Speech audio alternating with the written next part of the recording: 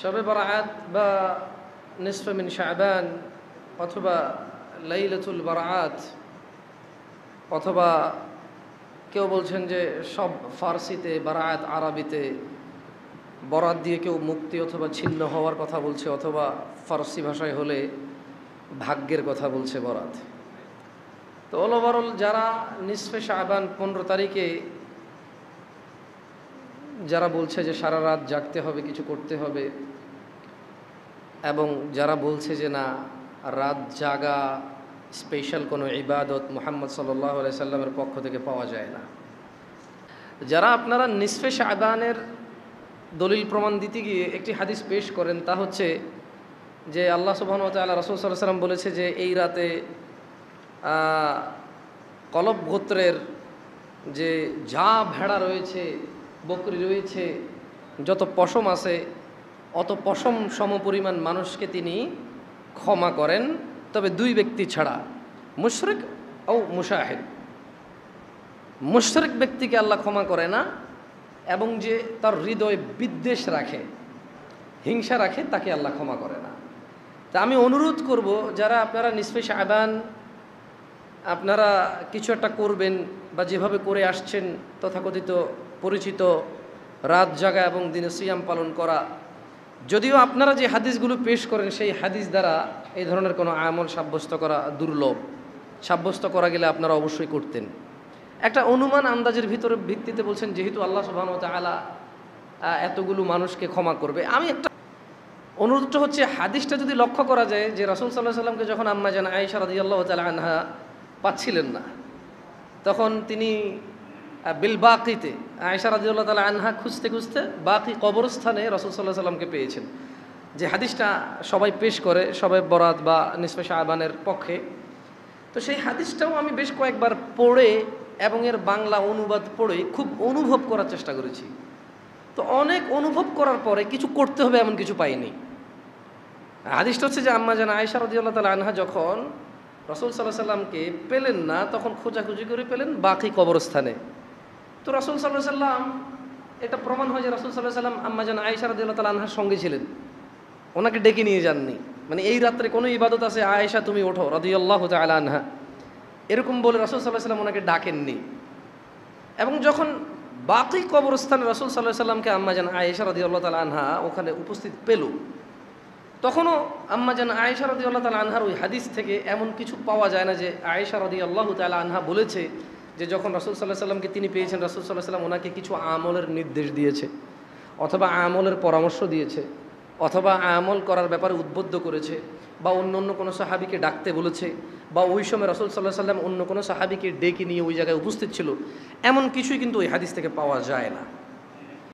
এই মাসের মধ্যে একটি রাত আছে শাবানের মধ্য রজনী, শবে বরাত না ভাই?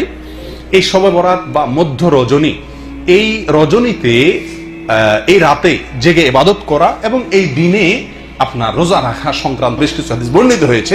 এই হাদিসগুলোর প্রায় সবগুলো হাদিসই জয়ীফ, এর কোনোটি সহিহ নয়। তবে একটি হাদিস আছে যেটিকে আল্লামা আলবানী রাহিমাহুল্লাহ হাসান বলেছেন, অর্থাৎ ভালো, জয়ীফ না। সেটা হলো যে নবী সাল্লাল্লাহু আলাইহি ওয়াসাল্লাম বলেছেন, ইন্নাল্লাহা লা ইয়াত্তালিউ ফি লাইলাতিন নিসফি মিন শাবান ফায়াগফিরু লিজামিই খালকিহি ইল্লা লিমুশরিকিন আও মুশাহিন। শাবানের মধ্য শাবান রাতে, যেটাকে আমরা শবে বরাত বলি, আল্লাহ সুবহানাহু ওয়া তাআলা বান্দার দিকে দৃষ্টিপাত করেন, নজর দেন এবং সব মানুষকে সাধারণ ক্ষমা ঘোষণা করেন এই রাতে 2 শ্রেণীর লোক ছাড়া, মুশরিক আর হিংসুক বা ঝগড়াটে লোক। মানুষের সাথে ঝগড়া ফাসাদ করে, কারোর সাথে সম্পর্ক ভালো থাকে না, অথবা হিংসুটে, এই টাইপের লোক এবং মুশরিক, এই 2 শ্রেণীর লোক ছাড়া আর সব লোককে আল্লাহ তাআলা সাধারণ ক্ষমা ঘোষণা করেন। এই হাদিসটিকে আল্লামা আলবানী রাহিমাহুল্লাহ হাসান বলেছেন।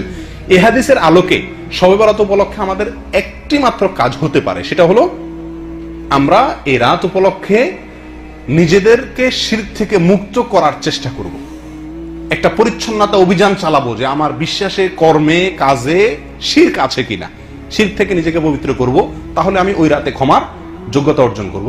দ্বিতীয়ত হলো হিংসা আমার ভেতরে আছে কিনা, কারোর প্রতি ঝগড়া ফাসাদ করার মানসিকতা আছে কিনা, প্রবণতা আছে কিনা, তাহলে সেগুলো থেকে তওবা করে নিজেকে পরিচ্ছন্ন করে নেব আল্লাহর সাধারণ ক্ষমা পাওয়ার জন্য। ঠিক আছে? শাবান মাসের মধ্য রজনীর এই রাতটা যেটা বাংলাদেশে বলে শবে বরাত। সমস্যা হচ্ছে আমাদের দেশে সবচেয়ে বেশি উৎসব মুখর পরিবেশে পালন করা হয় কোন রাত বলতো? শবে বরাত। আমরা সবাই তো একই দেশে, জানুয়ারিতে কথা বলা। শবে বরাতে যেই জাঁকজমকপূর্ণ একটা ইমেজ নিয়ে পালন করা হয়, ঘরে ঘরে হালুয়া রুটি বিতরণের বিষয়টা, অনেক বেশি আবাদত করা তো সমস্যা নাই, কিন্তু বিষয়টা হচ্ছে ইসলাম যে রাতকে বেশি গুরুত্বপূর্ণ বলে আমাদেরকে জানিয়েছে, আমাদেরকে ওই রাতটাকেই সবচেয়ে গুরুত্বপূর্ণ হিসেবে নিতে হবে। এবং যেই রাতগুলোকে অপেক্ষাকৃত কম গুরুত্বপূর্ণ হিসেবে আইডেন্টিফাই করা হয়েছে, ওই রাতগুলোকে ওই পরিমাণ গুরুত্ব দিয়ে আমাদেরকে উদযাপন করতে হবে, আবাদত করতে হবে। লাইলাতুল নিসফ শাবান বা শবে বরাতের ব্যাপারে দয়ীফ হাদিসের অভাব নেই, ভুরি ওগুলো বলতে গেলে অনেক সময় লাগে। সহিহ হাদিস আছে একদম, যেটা হাদিস শাস্ত্রের বিশারদ নাসিরউদ্দিন আল আলবানী, উনি ওনার হাদিসের যে ভলিউম কালেকশন সিলসিলাতুল আহাদিস আস-সাহিহা, এর মধ্যে উনি সহিহ বলেছেন একটা হাদিসকে, আর একটা হাদিসকে হাসান বলেছেন। আমরা জানি যে সহিহ হাদিস আর হাসান হাদিস, এই দুইটা হাদিস দিয়ে শরীয়তের রুলিং বা কোডিং করা যায়, আহকাম সাব্যস্ত করা যায়, কিন্তু দয়ীফ হাদিস দিয়ে করা যায়। হাদিসের অনেক প্রকারভেদ, সবচেয়ে মৌলিক যে প্রকারভেদ সেটা হচ্ছে সহিহ, হাসান, তারপরে দয়ীফ।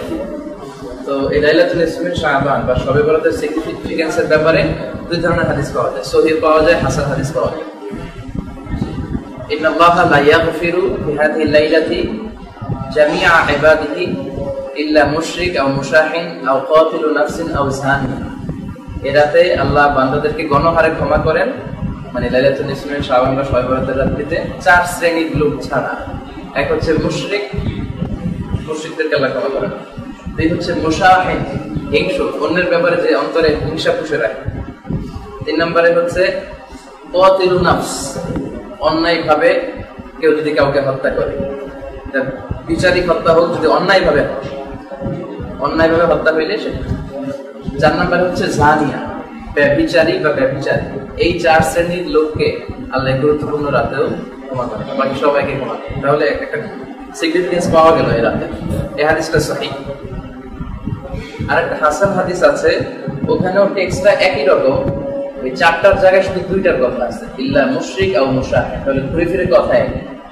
তো এই 2টা হাদিস থাকার কারণে, একটা সহিহ আর একটা হাসান, এই 2টা হাদিস পাওয়ার কারণে এই রাতের যে একটা গুরুত্ব আছে ইসলামে, এটা প্রমাণিত। তাছাড়া আরেক দিক থেকেও এই রাতের একটা গুরুত্ব ফুটে ওঠে, সেটা হচ্ছে এমনি ইন জেনারেল প্রতি মাসের 3 দিন রোজা রাখা সুন্নাত, এগুলোকে বলে আইয়ামুল বীদ, অর্থাৎ 13, 14, 15। তো লাইলাতুল নিসফ শাবান, শাবানের কত রজনী আপনারা জানেন? শাবান মাসের কত তারিখে শবে বরাত হয়? 14 তারিখ দিবাগত রাত। তাহলে ওই যে সুন্নাত হাদিসের সাথে এটা মিলে যাচ্ছে না? কারণ প্রত্যেক মাসের 3 দিন রোজা রাখা সুন্নাত, 13, 14, 15। আবার লাইলাতুল নিসফ শাবান বা শবে বরাতটা পড়ে গেছে 14 তারিখে। সো ওই হাদিসের এটার দ্বারা কিন্তু এটা সাপোর্টেড হচ্ছে। আর কোন আহকামের ব্যাপারে, শরীয়তের কোন হুকুম সাব্যস্ত করার ব্যাপারে যদি কোনো সহিহ হাদিস পাওয়া যায়, সহিহ হাদিস দিয়ে যদি ওটা সাব্যস্ত হয়, তারপরে ভুরি দয়ীফ হাদিস যদি ওটাকে সাপোর্ট করতে চায়, সেগুলোকে নেওয়া যায়, সমস্যা নেই। যেমন একটা দয়ীফ হাদিস আছে খুবই প্রসিদ্ধ, ওই রাতে মা আয়েশার ঘরে বিশ্বনবী থাকতেন। এট এ টাইমে 9 জন স্ত্রী বেঁচে ছিল, তিনি ভাগ করে পালাক্রমে এক একদিন এক স্ত্রীর সাথে সময় কাটাতে পারতেন। মা আয়েশার ঘরে যেদিন ছিল লাইলাতুল নিসফ শাবানের, ওই রাতে তিনি বিশ্বনবীকে খুঁজে পাচ্ছেন। উনি ভাবলেন অন্য কোন স্ত্রীর ঘরে গেল, বিশ্বনবীর খুঁজতে আরম্ভ করলেন। দেখেন অন্য কোন স্ত্রীর ঘরের বাইরে বিশ্বনবীর জুতা নেই। পরে বাকি আল আরকাত, মানে জান্নাতুল বাকি বা মাকবারাতুল বাকি আমরা বলি, ওখানে যেয়ে দেখলেন বিশ্বনবী হাত তুলে ইবাদত করতেছেন, আল্লাহর কাছে চাইতেছেন, দোয়া করতেছেন। অনেক লম্বা কথা। তখন বিশ্বনবী আয়েশাকে বললেন, তুমি কি জানো এই রাতটা কেমন রাত? আয়েশা বললেন, আল্লাহ ওয়া রাসূলুহু আ'লাম, আল্লাহ রাসূল ভালো জানে। ওনারা বিনয়ের সাথে এভাবেই বলতেন। তখন বিশ্বনবী বললেন যে এ রাতটা এমন রাত, এ রাতে আল্লাহ এত সংখ্যক মানুষকে ক্ষমা করে। ওই সময়ে বনু কালব একটা গোত্র ছিল, যে গোত্রের ছাগল বা মেষের সংখ্যা ছিল অনেক বেশি। বিশ্বনবী বললেন, বনু কালবের লোকদের কাছে যত পরিমাণ মেষ বা ছাগল আছে, ওই ছাগলের গায়ে যত পরিমাণ পশম আছে, তার চেয়ে বেশি পরিমাণ সংখ্যক লোককে আল্লাহ এ রাতে মাফ করে। এ রাতের কোনো গুরুত্ব নেই, এই কথাটাও যেমনি ঠিক না। আবার এই রাতটা সবচেয়ে বেশি গুরুত্বের রাত। আবার বলা হয় যে এই রাতের ভাগ্য পরিবর্তন হয়, সারা বছর কি খাবেন কি করবেন এ রাতে লিখে রাখা হয়, যেন বেশি বেশি আলু রুটি খান, সারা বছর ভালো ভালো জিনিস খাইতে পারবেন।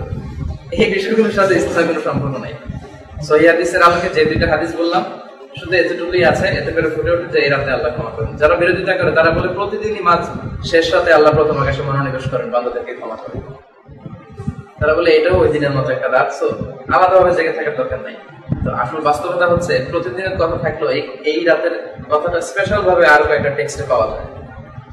প্রতিদিনের অবস্থা একরকম, আর এই রাতের বিষয়ে যদি আলাদা কিছু টেক্সট পাওয়া যায়, এজন্য ডিনাই করার সুযোগ নেই যে না। এজন্য সবচেয়ে ইনসাফ হচ্ছে মধ্যম পন্থা অবলম্বন করা, মানে মাঝামাঝি থাকা। যতটুকু গুরুত্ব দেওয়া হয়েছে তাতে করে ওই যে রাতগুলো বললাম ওই রাতগুলোর পরে অবস্থানে ধরা যায়, বা লাইলাতুল কদরের চেয়ে কখনোই এই রাতকে গুরুত্বপূর্ণ মনে করা ঠিক হবে না। ইতিকাদ বা বিশ্বাস এরকম রেখে যদি এই রাতে কেউ আল্লাহর কাছে ক্ষমা চায়, মাফ চায়, এতে কোনো দোষ নেই, বরং এটা প্রশংসনীয়, মাহমুদ।